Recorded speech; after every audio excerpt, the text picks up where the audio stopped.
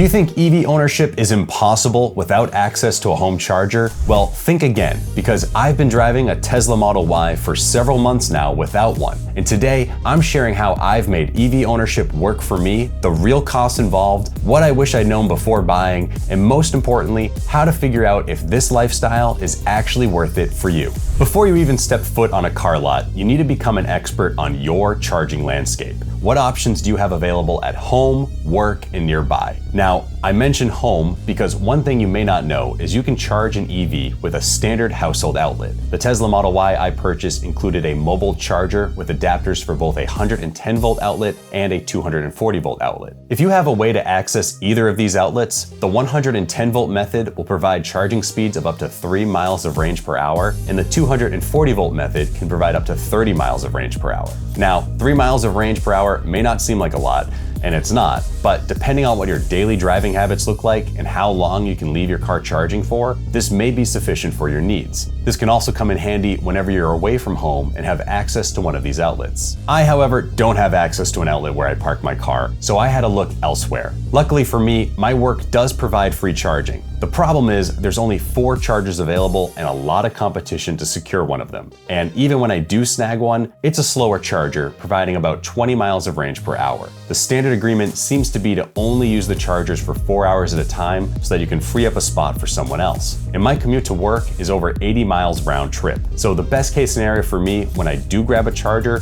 is I can return home from work with the same level of charge I started with. So free charging at work, when I can get it, is a nice perk, but not enough for me to rely on. That's why it's crucial for you to learn about all the nearby public charging options you have available. A great app to help you with this is called PlugShare. This can help you map out all the chargers you have available near your home, work, and places you frequently visit like grocery stores, the gym, or mall. You can also make note of potential backup locations if your primary charging spots are ever full. Now, once you've found these nearby public chargers, it's important to understand both charging speeds and connector types. Most public chargers are either level 2 or level 3. Level 2 runs on a 240 volt connection and can add 20 to 40 miles of range per hour, while level 3, also known as DC fast charging or rapid charging, can take most EVs from 10% to 80% in under an hour. If you're going to rely on level 2 chargers, you'll want to make sure they're within walking distance from wherever you live or work, as you'll need to leave your car plugged in for several hours. With an overnight session at home or a full workday at the office, most EVs can fully charge between 4 to 10 hours, depending on the station's power output and your car's battery size. Level 3 chargers are a lot faster than level 2, but usually require you to stay nearby.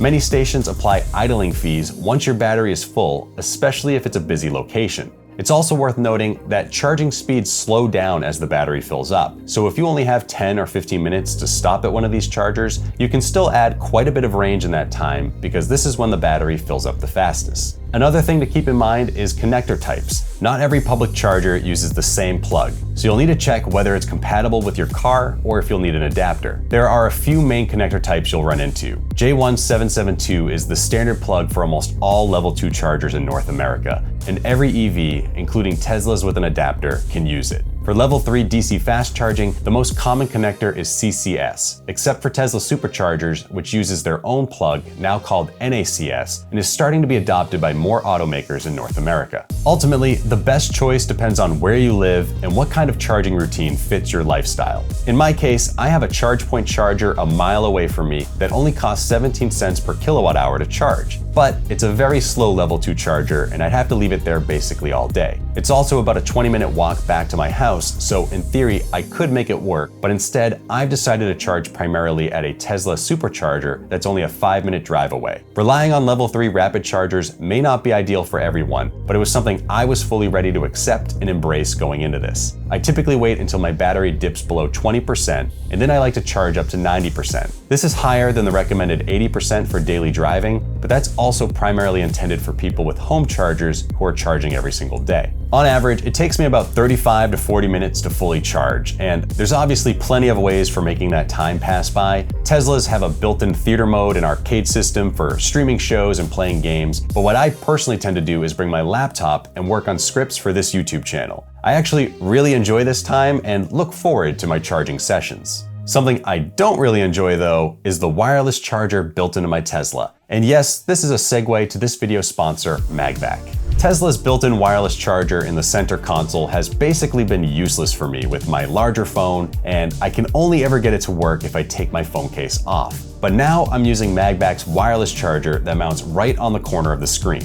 It keeps the Tesla screen fully visible and allows me to use other navigation apps while driving. What's even better though is it charges 2 times faster than the built-in Tesla charger, and alignment is always perfect thanks to the magnetic mounting MagBak is famous for. I've seen a lot of people complain about overheating issues when charging with the Tesla wireless charger, but that has not been an issue at all with the MagBak charger. I've talked a lot about MagBak's phone accessories on this channel, but they also have several accessories for Teslas as well, beyond wireless chargers. I'll share a link down below, and be sure to use the discount code NICK15 for 15% off your entire order. Now, one other issue with relying on DC fast chargers is they tend to be more expensive than level 2 public chargers, and one of the appeals of owning an electric car is saving money compared to filling up at the gas station. How I've been able to work around this is only using the supercharger during off-peak hours. Whenever looking up a supercharger, it'll list the rates for both busy times and off-peak hours. The supercharger I use charges 40 cents per kilowatt hour during busy times and only 24 cents during off-peak hours. For me, off-peak means after 10 p.m. and before 9 a.m. And by charging during these times, I am still saving on average $150 per month compared to what I was spending on gas. Now, something interesting I learned while car shopping was that earlier Tesla models included free supercharging. More recently, whenever Tesla offers this promotion, it's only for the first owner of the vehicle, and then it goes away when they trade it in or sell it. But on earlier models of the Model S and X, this promotion was good for the life of the car, including to all future owners. However, this version of free supercharging ended in January 2017, so finding a Model S or X with this feature is pretty rare, and then finding one with all the other features on your wish list can be even harder. For example, most of the models I found didn't quite have the battery range I needed, so while the supercharging would be free, I'd also be spending way more time charging than I wanted to.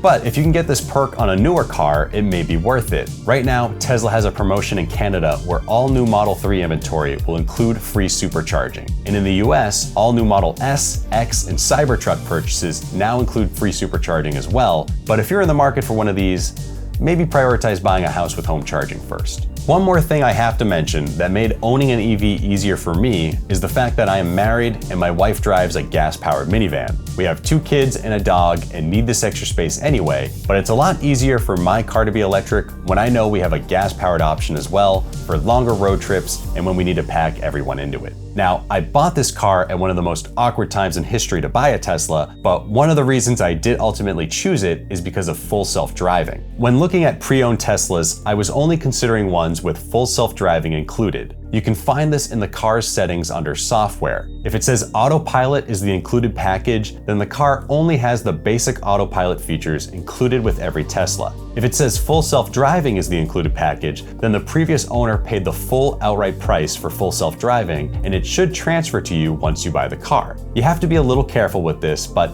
most car dealerships should know if this is the case or not. And so my car has full self-driving, and I didn't have to pay anything extra for it. I'm not even sure if it affected the purchase price too much, because several other similar models without this feature were priced about the same. Now, full self-driving is probably a whole other topic for another video, but all I can say is, if you're not familiar with just how good Tesla self-driving has gotten in the past couple of years, it's seriously worth looking into. I personally am not a huge car person, and I don't even really enjoy driving all that much, especially with my long work commutes, which can oftentimes be in heavy traffic. I love letting my car handle all the stops and goes, lane changes, getting on and off exits. It's really quite remarkable, and I hope this technology makes its way to more and more vehicles soon, because not only can I not go back to a gas-powered car, I can't go back to a car that doesn't drive itself. So, EV ownership without home charging may not be for everyone, but it's more doable than most people think. The key is going in with realistic expectations and a solid plan. If you've taken the plunge into EV ownership without a home charger, share your experience in the comments below. I'm Nick Bradley. Thank you so much for watching.